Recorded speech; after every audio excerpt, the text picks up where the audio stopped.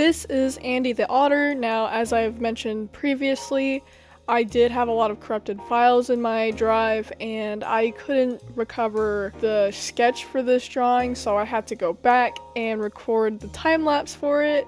So as you can see, me planning out all the stuff. This is, again, right off the dome. I thought about the pose. I'm kind of surprised I got it first try.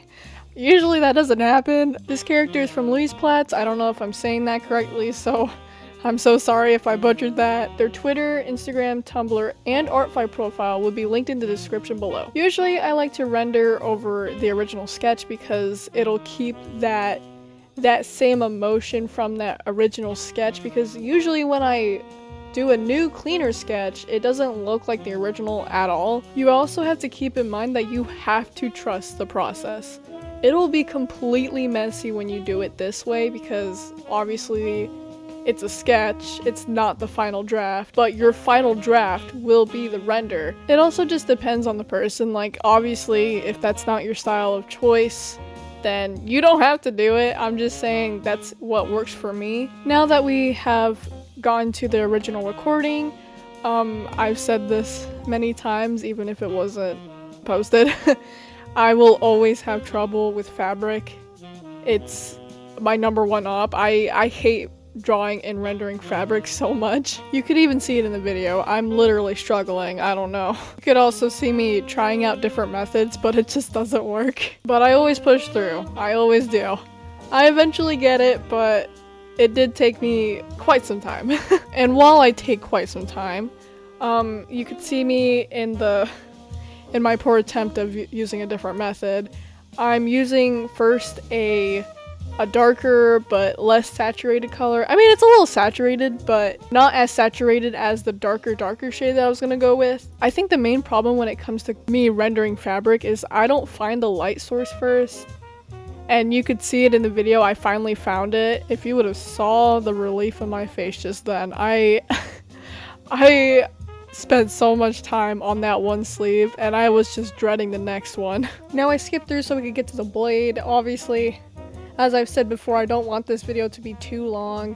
I want to keep it at minimum, like at least 3 minutes, and then the maximum being 10 or I don't know, 8. It's been a while since I've drawn a knife or a sword like this, so I'm kind of just winging it a little bit. I'm not really looking at a reference. I'm kind of just doing what I think is best, which is probably not a good idea, but I feel like it turned out fairly well and decent.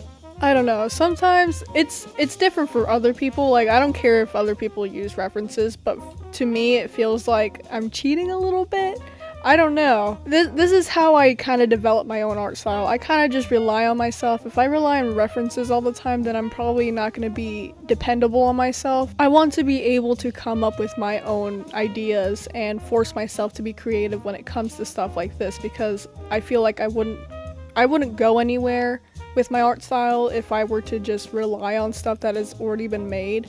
Anyway, on the final stretch of the render process, basically just getting the legs done, I'm using the same colors I did for the face, where I would use a slightly different color.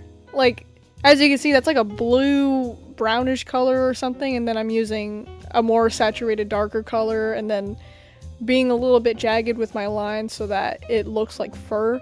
Now with the ends of the ears, paws, legs, and tail, I use a darker brown because in the reference it has that design to them. So I almost missed it, but thank God I catched it. Last step of the drawing is putting the filter in. I decided to use a more pink or reddish color, like a magenta, I think that's what they call it. So basically just finding the lighting and amplifying it basically.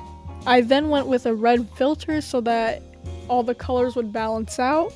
And lastly, using blue to have the drawing pop out more. This is the final product. Let me know in the comments what you guys think. I genuinely think I did a really good job with this one. I'm actually so proud of it. I thought this was the cutest character I've ever seen. I saw them on the random character tab. I don't know what it's called, but I just had to draw them when I saw them. And yeah, thank you for watching my video. I'll see you in the next one.